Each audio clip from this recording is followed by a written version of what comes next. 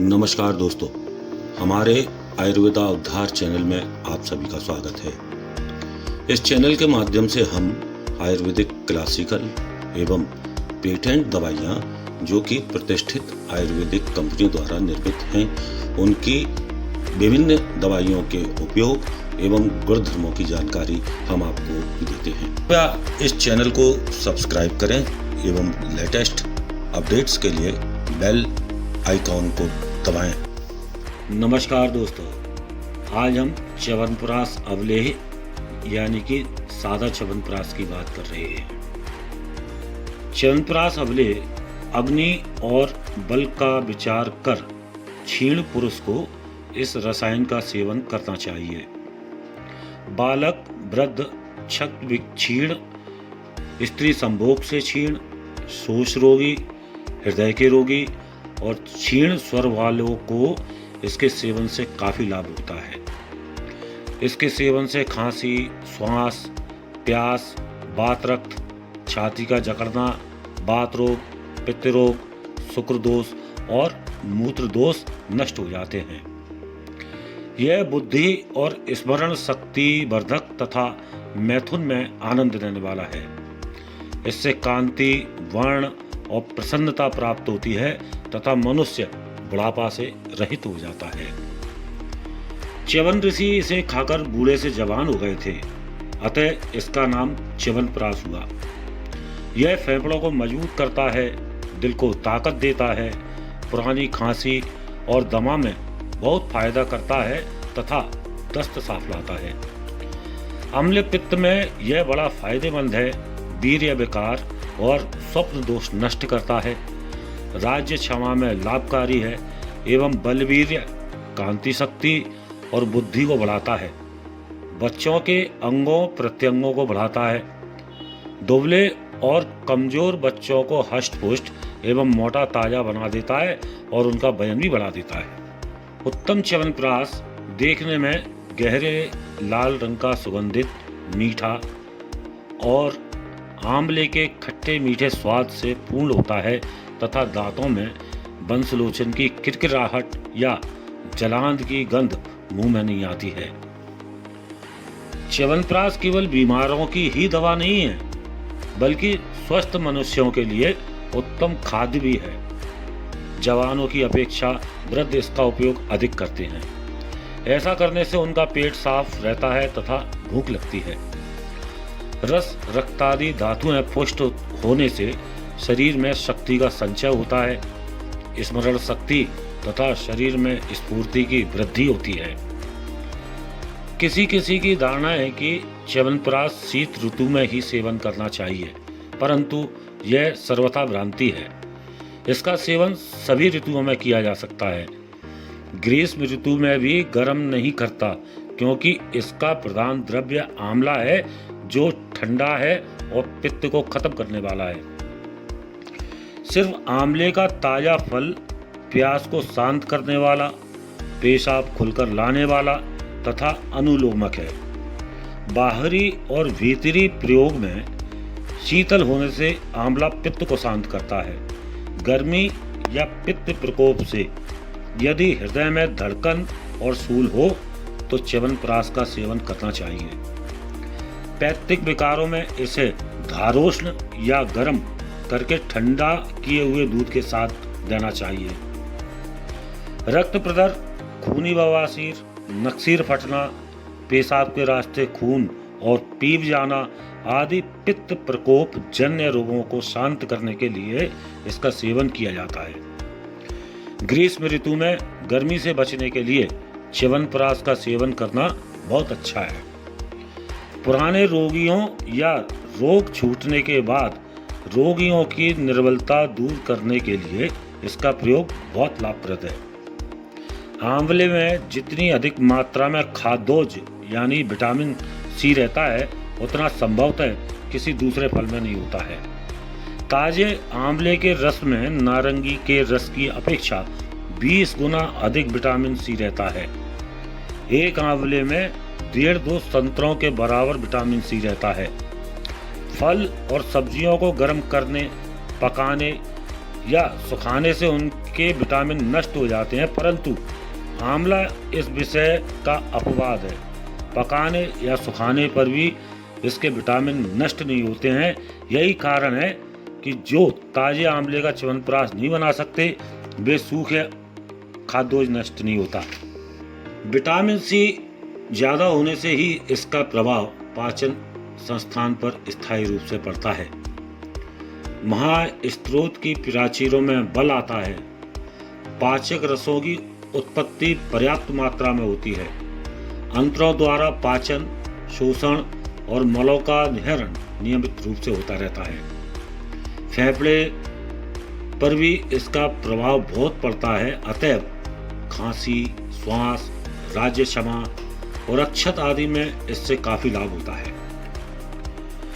हृदय और रक्त वह संस्थान पर भी इसका असर होता है। अतएव हृदय की धड़कन, हृदय निर्बल हो जाना, रक्त संचार में बाधा पड़ना, रक्त संवहन क्रिया ठीक ना होना आदि विकारों में इससे लाभ होता है। यह रसायन है, अतएव शुक्रजनित विकारों में तथा दुर्बल और वृद्ध मनुष्य के लिए अमृत तुल्य का कार्य करता है। च्यवनप्राशावलेह उक्त गुण विशिष्ट आयुर्वेदीय उत्तम औषध है। इसमें लगभग 40 द्रव्यों का संकलन है, जिनमें प्रमुख द्रव्य आंवला है, जो शारीरिक धातुओं को स्वच्छ कर उनकी विदग्धता को दूर करता है और परिणाम में अभिसरण एवं उत्पाद क्रिया की वृद्धि कर धातु पुष्टि करता है। आंवला के इसी गुण के सहायक द्रव्य च्यवनप्राश में मिलाए जाते हैं।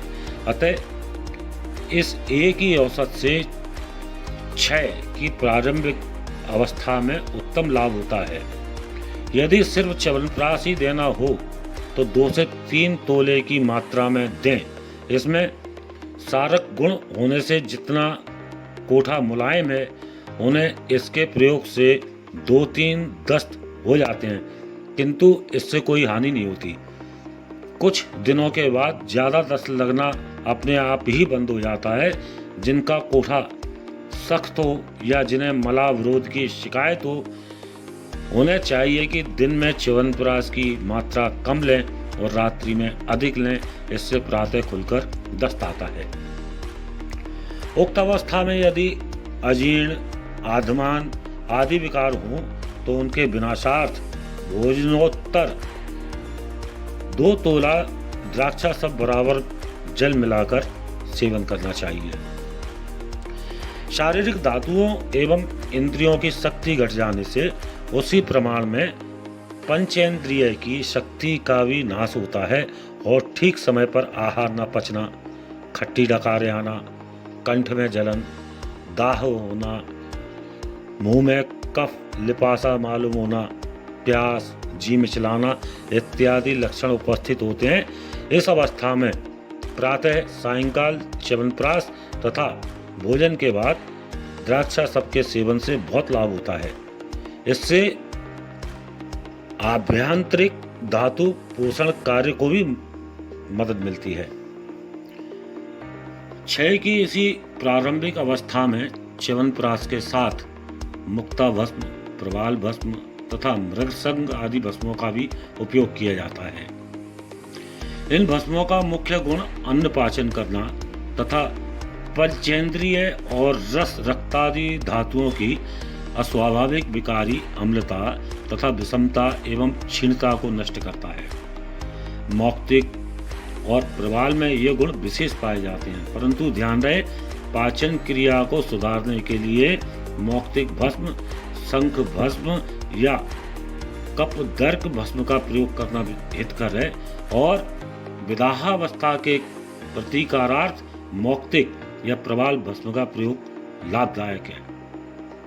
धातुओं की विषमता एवं क्षीणता को नष्ट करने के लिए भी मौक्तिक, प्रवाल, अभ्रक भस्म विशेष उपयोगी है।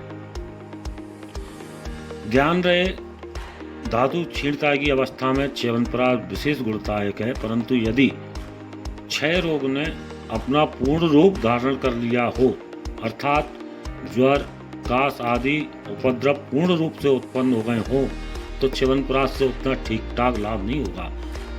क्योंकि क्षय की ऐसी अवस्था में उन औषधियों का प्रयोग विशेष लाभकारी होता है जिसमें पौष्टिक गुणों की अपेक्षा विषैली अवस्था का प्रतिबंधित या क्षय कीटाणु नाशक गुण अधिक प्रमाण में हो। च्यवनप्राश में यह गुण विशेष प्रमाण में नहीं होता। यह तो केवल धातु क्षय की अवस्था में या क्षय की प्रथमावस्था में अपने पौष्टिक गुणों से उत्तम कार्य कर सकता है। बाद की अवस्था में वह उतना सफल नहीं होता। उपर्युक्त धातु क्षीणता की अवस्था में या क्षय की प्रथम अवस्था में रक्त क्षीणता की विशेषता शरीर श्वेत हो गया हो या हाथ पांव और मुख पर सूजन आ गई हो तो अभ्रक, लौह या मंडूर भस्म का उपयोग च्यवनप्राश और द्राक्षारिष्ट के साथ करें। अभ्रक और लोहा का उपयोग रक्त वृद्धि के लिए उत्तम होता है। इससे भी लौह की अपेक्षा अभ्रक अधिक गुणदायक है। अतः प्रातः सायंकाल च्यवनप्राश के साथ एक एक रत्ती की मात्रा में लौह अथवा मंडूर भस्म 1-2 रत्ती की मात्रा में सेवन करें। च्यवनप्राश अवलेह बेल की छाल, अरणी, अरलू, खंबारी, पाटला, मृदकपर्णी, मांसपर्णी, पीपल, सालीपर्णी, प्रश्निपर्णी, गोखरू, छोटी कटेरी, बड़ी कटेरी, कांकड़ा सिंगी, भुना आंवला, मुनक्का, जीवंती, पोहकर मूल, अगर, गिलोय, बड़ी हर्रें, बारही कंद, बिदारी कंद, कचूर, नागरमोथा, पुनर्नवा, मैदा, महामैदा, शतावरी, छोटी इलायची, कमल, सफ़ेद चंदन, बिदारी कंद, अड़ूसे की जड़, काकोली, क्षीर काकोली आदि के मिश्रण से बनाया जाता है। च्यवनप्राश अवलेह सुबह 10 से 20 ग्राम गाय या बकरी के दूध के साथ बहुत ही फायदा करता है। च्यवनप्राश अवलेह डाबर, झंडू, बैद्यनाथ, पतंजलि, सेवा सदन, हिमालय आदि ब्रांडों में उपलब्ध है, जो कि आप अपने नज़दीकी आयुर्वेदिक मेडिकल एवं ऑनलाइन माध्यम से मंगा सकते हैं। अगर आपको ये वीडियो अच्छी लगी है तो दोस्तों कृपया इसे लाइक करें और साथ ही इस चैनल को सब्सक्राइब करें।